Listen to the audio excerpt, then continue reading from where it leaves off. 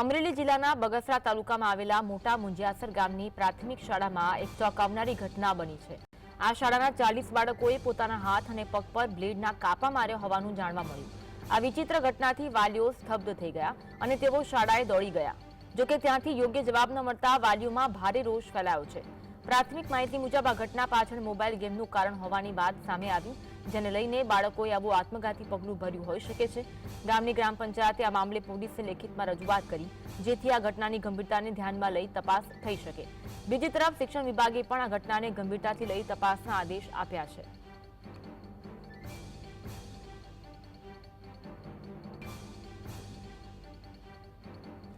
શિક્ષણ વિભાગે આ ઘટનાને લઈને તપાસ થાય તેવા આદેશ આપ્યા। અમરેલીના બગસરાના મોટા મુંજિયાસર ગામમાં આવેલી પ્રાથમિક શાળાની આ ઘટના છે। 40 જેટલા બાળકોએ હાથ અને પગમાં બ્લેડના કાપા માર્યા હતા। તો સમગ્ર ઘટનાને લઈને અપડેટ સામે આવી રહી છે।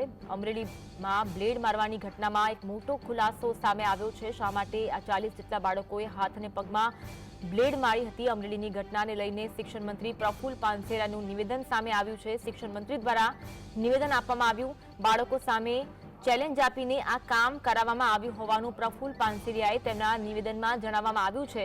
મુખ્યમંત્રી છેલ્લા ઘણા સમયથી આ બાબત પર ગંભીરતાથી કામ કરી રહ્યા છે।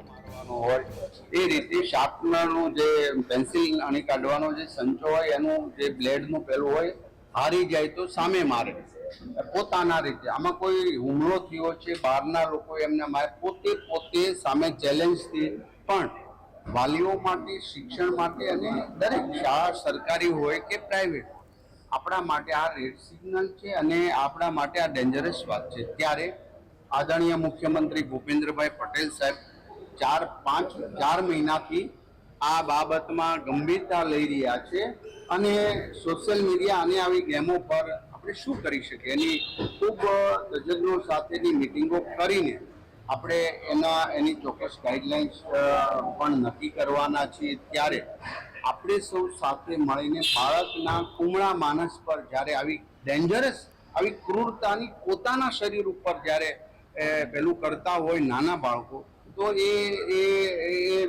શું કહેવાય, એક હિંસાત્મક વાત છે। જેટલી ગેમ જોવો, જે જોવો, એમાં ગન હોય, તલવારો હોય, વગેરે વગેરે સામે મારતા આગળ જવું, આ એક એના માઇન્ડની અંદર વિકૃતતા પેદા કરે છે। ત્યારે એની તપાસ થઈ ચૂકી। 8 દિવસ પહેલાનો આ પ્રાથમિક શાળાનો બનાવ છે। મને પ્રાથમિક બેઝ પર મળ્યું 40 બાળકો નથી પણ 10 થી 12 બાળકો છે। છતાં મેં તમામ રિપોર્ટ આજ સાંજ સુધીમાં ફરી વખત ત્યાં જઈ મને મંગાવવાનો સૂચના આપી છે।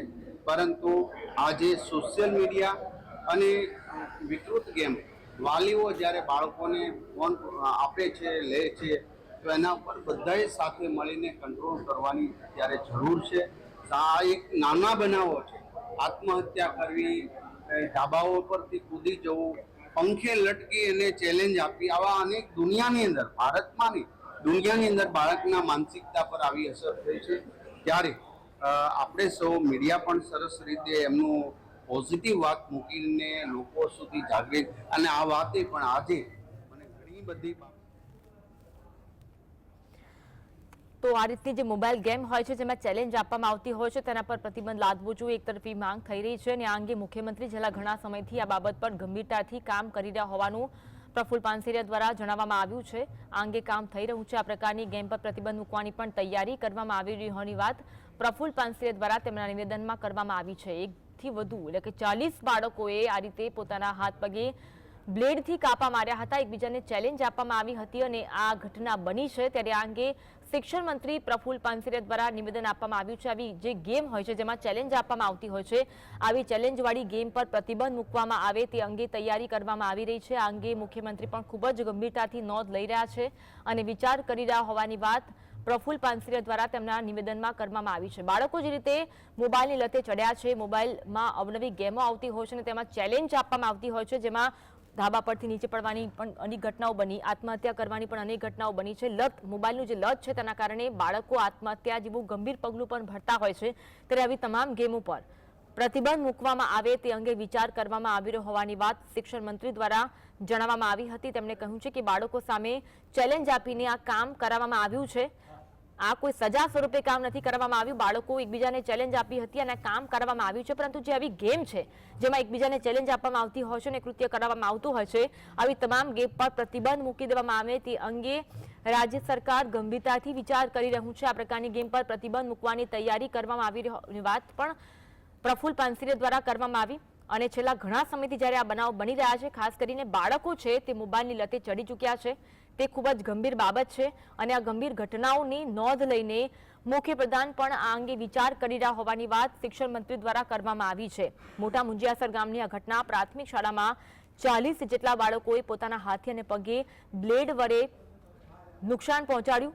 અને આ ઘટના એક વિચિત્ર કિસ્સો જે બન્યો છે, ત્યારબાદ હાલ તો તપાસના આદેશ આપી દેવામાં આવ્યા છે. શાળાના જે બાળકોના વાલીઓ છે તેમના પર રોષ જોવા મળી રહ્યો છે. આ અંગે શાળા સંચાલકો છે તે કંઈ પણ કહેવા માટે તૈયાર નથી, પરંતુ તપાસ થઈ રહી છે.